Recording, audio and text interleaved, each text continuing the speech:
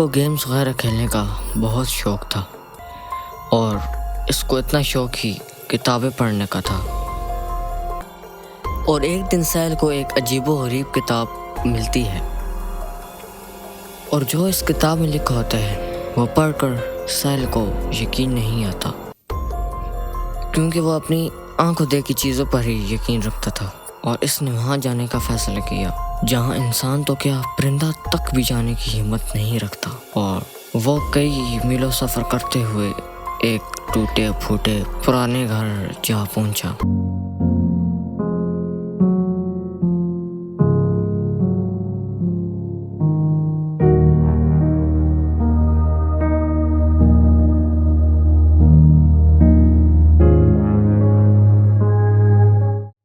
जब साहिल वहाँ पहुँचा तो उसे बहुत अजीब महसूस होने लगा, जैसे कि इस जगह पर बहुत सी और भी मखलूक़ात मौजूद हैं। तो जब साहिल ने इस टूटे फूटे घर में पहला कदम रखा तो उसे बहुत अजीब महसूस होने लगा, जैसे उसके दिल पर कोई बहुत बड़ा बोझ आ गया हो। और उस घर में मौजूद साहिल को एक टूटा फूटा सोफा नजर आता है। सफ़र की थकावट की वजह से वो उस पर आराम करना ही मुनासिब समझता है और वो वहाँ पर कुछ देर के लिए बैठ जाता है और देखते ही देखते इसकी आंख लग जाती है। और इसके साथ वही होता है जिस बात का डर था। जब इसकी आंख खुलती है तो देखता है कि सवाए अंधेरे के और इसे कुछ नज़र नहीं आता, क्योंकि वो शाम को यहाँ पहुँचा था, अब रात हो चुकी थी।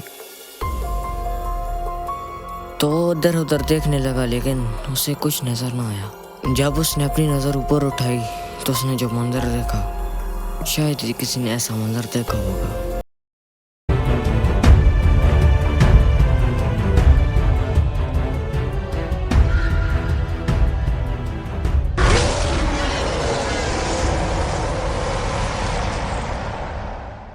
क्योंकि वो एक अजीबो-गरीब शैतान यानी एक राक्षस था जो हर इंसान को ख़त्म कर देता था।